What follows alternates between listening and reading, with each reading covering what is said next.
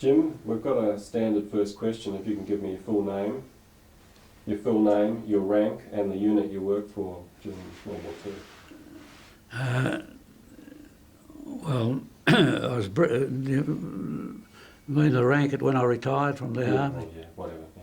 Well, I retired as a brigadier. My full name's James Alexander Munroe, and at the time I retired, I was Director General of Supply.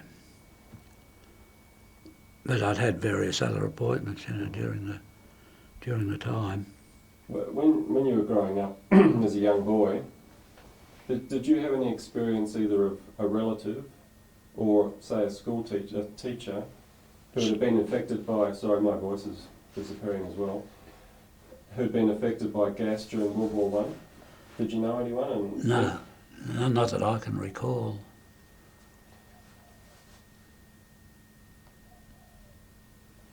Can you describe your role during the war? What was your actual job? What were you doing? Well, I was what was then known as an inspecting ordnance officer. It's now known as an ammunition technical officer, and we were responsible for the inspection and sentencing of ammunition throughout the army, sentencing it for either for repair or for being serviceable or unserviceable, but generally dealing on the technical side of ammunition. Do you recall when you first heard about chemical weapons that were stored in Australia and what you might have thought about that? No, I can't recall any specific time. My recollection now is that we did have chemical ammunition, but when it started to come into the country, I wouldn't be too sure. What training did you have on chemical weapons before you actually started inspecting and dealing with them? Oh, it was included as part of the training with other types of ammunition. Early on, I don't think we specifically were trained in it, in ammunition, but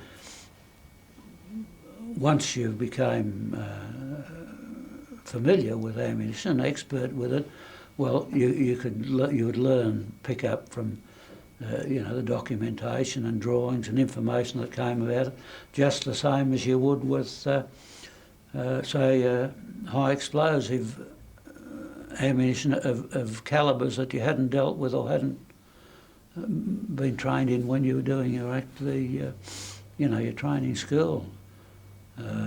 For example, new types of fuses, VT fuses and things like that would have come into service after I'd done my initial training, and you'd learn about those and from the documentation and whatnot that was available, because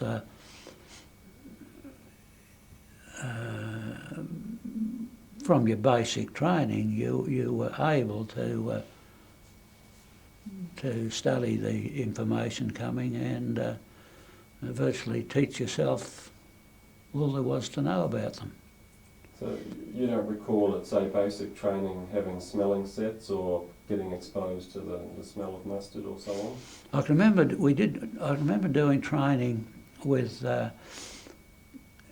respirators, inspection and anti-gas clothing and things like that. In fact, part of the training, and Bill would remember this with the respirators, was that you were given the various components of a respirator, and having been taught how to do it, then you had to build one up from the components yourself, and they had in my case it was a tent with tear gas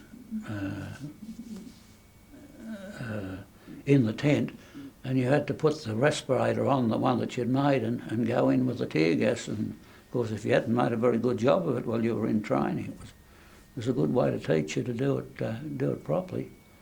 But I don't recall any specific training with the chemical warfare in my case, but there certainly would have been for people that came along and did their basic training later on. In the tent. Number 21s, was it? Generator number 21s, is that the one? Or?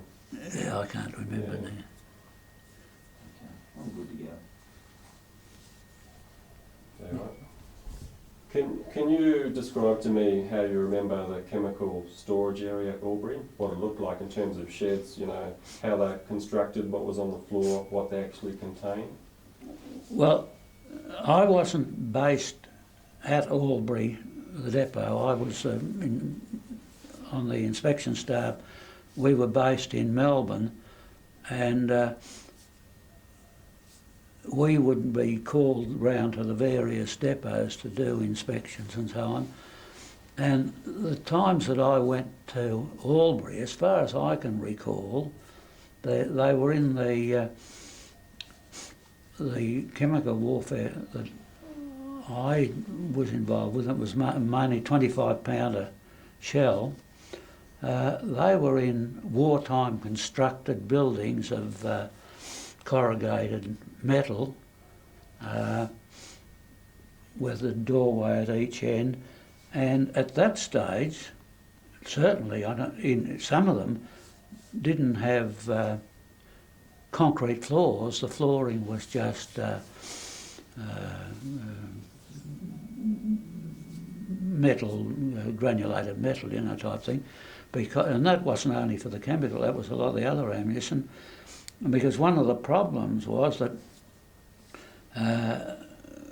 rabbits and things would get in under the floor, and the stacks of ammunition would lean, even though they had dunnage underneath, and a lot of the times the stacks had to be pulled down and rebuilt because of the basic weakness in the flooring. And I can remember where the depot would say that they thought they'd had some leakers in the ammunition, and we'd go in, and in my case, I used to find the leakers by going around and sniffing around for them. Then we take it from there. But I don't recall ever having major leakers in. They were mainly, where the leaker was quite small from the plug. As far as I recall, all the 25-pounder ammunition was plugged. It wasn't, the fuse wasn't in place, and any leaking would have been coming from the plug. What was the procedure with a leaker? What did you do with it? You've described to me burning mustard in pits. Well, I can remember the mustard that we in cases of mustard. As far as I can recall now, we dug a small trench, and there weren't a vast number of rounds. You know, they were just isolated projectiles that were leaking. You might have a couple, 2 or 3. And as far as I recall, we used to put them in the trench, unplug them, and you could get the mustard to burn it off. And I think then that the projectile with the mustard that had been burnt out of it, or most of it, hopefully all have been burnt out, I think they were just left in the trenches. They're probably still there, the empty projectiles, as far as I can remember. The other other ones, I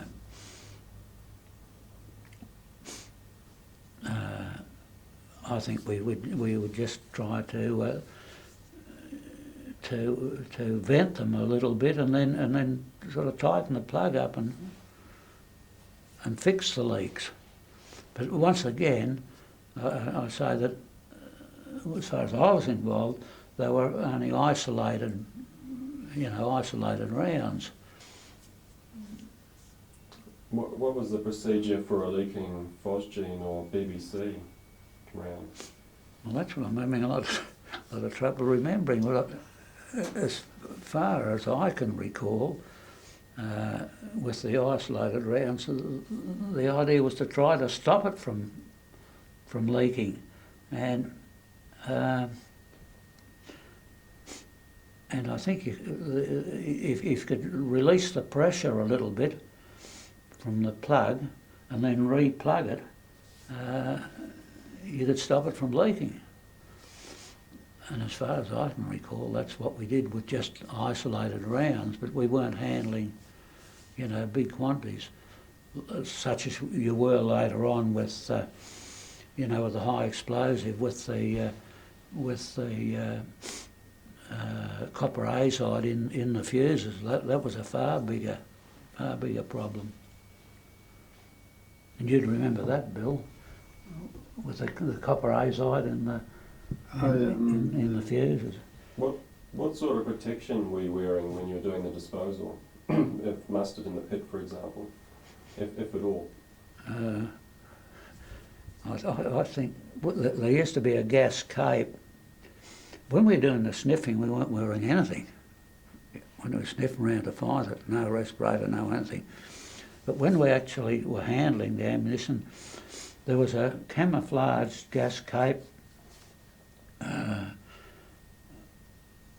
thing, and I think there was sort of boots and trousers. In a lot of cases, we never bothered to put them on, and there were gloves. And with the mustard, we didn't bother wearing respirators or anything like that.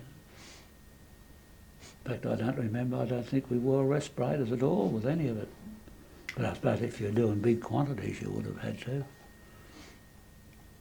Can you describe to me what mustard gas looked like, what it smelt like, its consistency and so on? Well, I think it was from what I can remember now, a sort of a yellowish brown liquid, and you'd see small quantities coming out, and it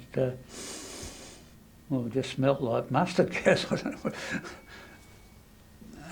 But it was a liquid form in I suppose yellowish brown to dark. That's as I remember it. What about phosgene? Do you remember at all? What it smelt like, what it looked like when I can't remember now. Can't remember at all. All I can remember that the one of them we mentioned before that smelt like geraniums, and of course chlorine, that smells like the same smell as you get in the swimming pool. No,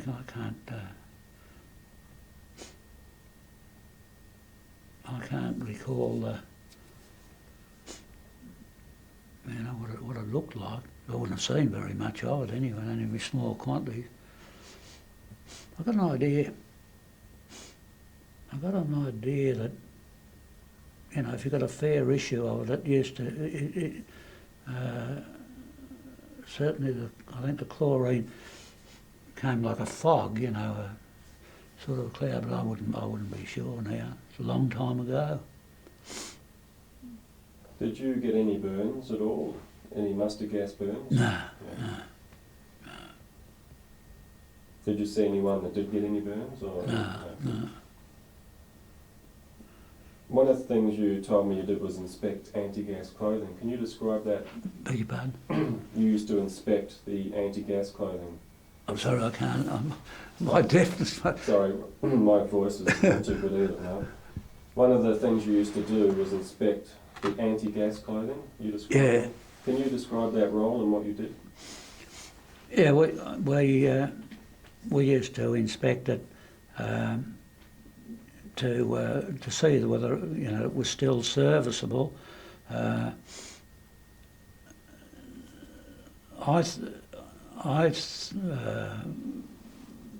believe, looking back on it, that it wasn't inspected as much as it should have been, because ammunition was stored in ammunition depots by people, that had been involved very closely with ammunition, and there were strict rules about its inspection and what had to be done with it, and the people involved knew that, and the routine of carrying out inspections and sentencing was fixed and going on. In the case of anti-gas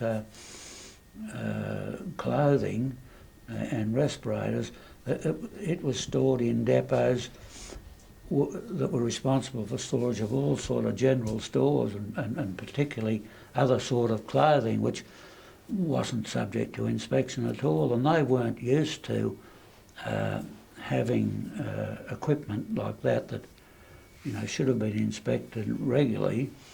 In fact, I can give you an example that in the Atherton Tablelands, there was a depot there, an ordnance depot there, that had large quantities of respirators in storage, and for some reason, I don't remember now what the reason was, but for one reason they thought that they better have this inspected. Somebody may have issued some for training and found that it wasn't as good, it didn't look to be as good as it was. So I was called in to inspect these respirators, and I would say that 90% of them were unserviceable through bad storage. They were all squashed and out of shape, and they couldn't regain shape. And I can remember it at Tolga destroying 2 or 3 more thousand respirators which were unserviceable.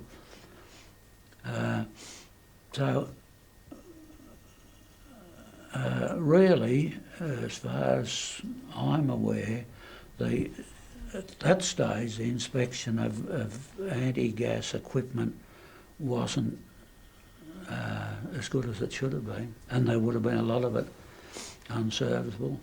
And in the event that it wasn't put to use, a lot of the anti-gas clothing, the capes and things, if they were badly stored, the material used to stick together, and when you pull it apart, it'd disintegrate. So I don't think that the storage of that equipment was really the inspection of it and storage was up to scratch. At Albury, you described to me there was a chemical warfare group that gave. Sorry.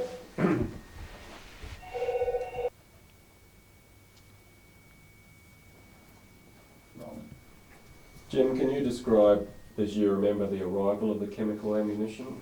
The fact that it bypassed White City? No, I can't. I'm only guessing that it did, because I can't recall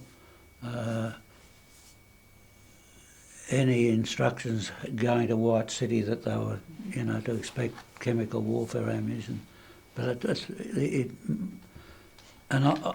I would have thought that we would have avoided putting it in there, into White City. Because White City, it was only a transit place. Sorry, just hold. Is that coming through on the? No. Still wrong. What I want you to describe is, you said you got an announcement of what was coming over, and you might have got another announcement later on of production numbers and so on. Yeah, we used to get a signal from UK that so much ammunition of various types had been allocated to Australia from their production. Similarly, Australian production was allocated to some of it to United Kingdom, particularly anti-aircraft ammunition. Well, we get a signal that we'd been allocated so many thousand rounds of this and that and so on and so on. Then another signal had come stating that the ammunition had been shipped and which ships that it was on, so that you'd know that this ship was, or this convoy was coming to, say, Melbourne, and it had, this ship had this on it, this ship had that on it, and so on. And then we would make, preparations for the receipt of that ammunition and its distribution. Occasionally, you'd get a signal saying that such and such a ship had been lost, and that ammunition that was on that wouldn't be arriving. And if possible, you would try and move the ammunition directly from the wharf to the depot, say Albury or wherever. But if that wasn't possible, it would go into White City. The same as ammunition from Maribyrnong explosive factory, a lot of that went into White City, so whether it could be accumulated and then sent by trainload to wherever. But I don't recall ever knowing of chemical ammunition going into White City. It may have, but I don't think so. Can you tell me everything you remember about the dumping of ammunition after the war on LST 3017? Yeah, I don't remember much, a great deal about it. It was loaded onto the LST at Williamstown. I had served with the 20th Minesweeping Flotilla as an Army liaison chap at the latter stage of the war, and that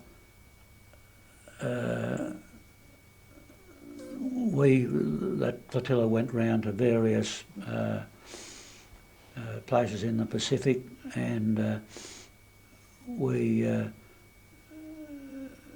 destroyed a lot of ammunition that had been left behind, American ammunition, also Air Force ammunition and whatnot. And a couple of the officers that had been in that, with the minesweepers that I knew very well, happened to be allocated to the LST for the ammunition dumping, and that I quite often used to go down and see them when the LST was working there. But the only, I think it made a few trips out, only one that I can recall, and we went out off, as far as we were concerned, it was out in Bass Strait, but exactly where it was, I wouldn't know. And the ammunition was just dumped in the boxes, the shell in the steel boxes, just out, through the ship. Out there for about 7 days. I'm not too sure whether or not we snuck into Devonport one time, just nothing to do with the dumping, just to, for a bit of a look around after the stuff had been dumped. But I wasn't greatly involved in organising it or doing anything with it. Keith Anderson, he made quite a lot of trips out Yeah, well, that was after I that was after I was discharged, unfortunately. So I can't add nor help you there. No. Sorry, just can you describe what you were dumping, the fact that they were chemical weapons? Were you aware of that and where it came from, Aubrey? I just wonder if we can get all that into it. No, I was only aware that it was surplus ammunition that was no longer required, and that's why it was dumped. How did you view working with chemical weapons at the time as against, say, high explosive? You described to me before that you regarded chemical weapons as no different from other ammunition. Can you describe that to me? Yeah, as far as I was concerned, it was just another nature of ammunition, and what I'm trying to say that I didn't regard it any more dangerous than high explosive or whatnot. So if I was, called upon to deal with what I had to do with chemical ammunition, to me I was no more fussed about doing that than doing any other ammunition. As far as I can call to my mind, it wasn't a great deal with.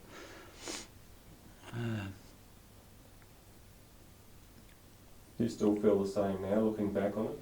Chemical weapons? How do you view them now, looking back on it? Oh, I would have thought that some of the work that we did, for example, with the serious fuse problem with the fuses for the 25 pounder, that was a far more dangerous undertaking. Where what occurred in that case, the little detonator in the fuse, the majority of them consisted of lead azide, and they were in a little copper container, and the lead azide interacted with the copper container and formed copper azide, which is extremely sensitive.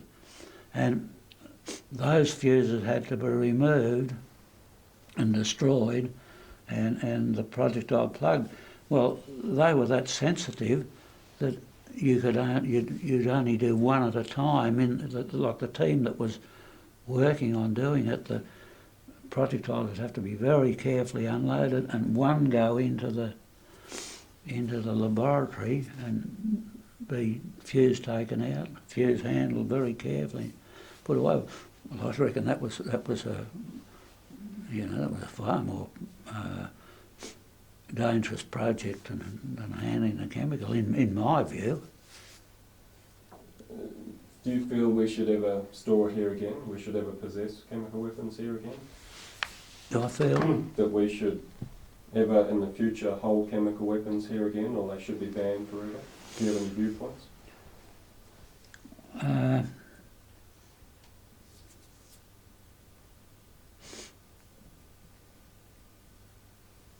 Well, I suppose that if there was a real threat that somebody might use it against us, then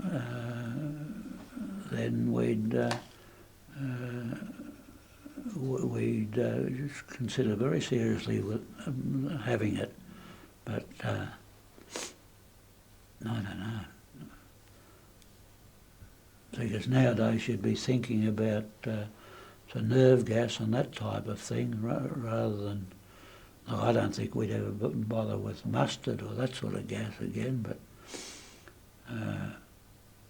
if there was a serious threat of our forces being attacked with chemical, well then I think you'd seriously think about holding it, in my view. You mentioned at Albury there was a chemical warfare group, or that gave you No, support, sorry. Bill mentioned, that Oh, was okay, I'll Bill. talk to Bill about it. Well, one last question then. Is there any aspect of chemical warfare that you had experience in that I haven't asked a question of we should talk about, or in terms of anything, training? No, I don't think so. Storage? or No, anything? I don't think so. No. Well, the thing is that, you know, the storage in wartime was in storehouses that had been erected because of the war situation.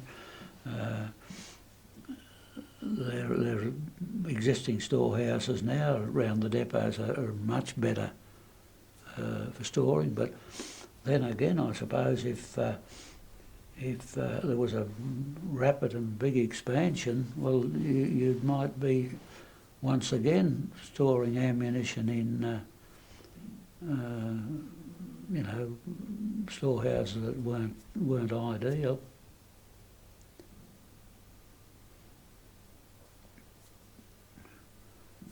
Yeah. That's it. Thanks, Jim.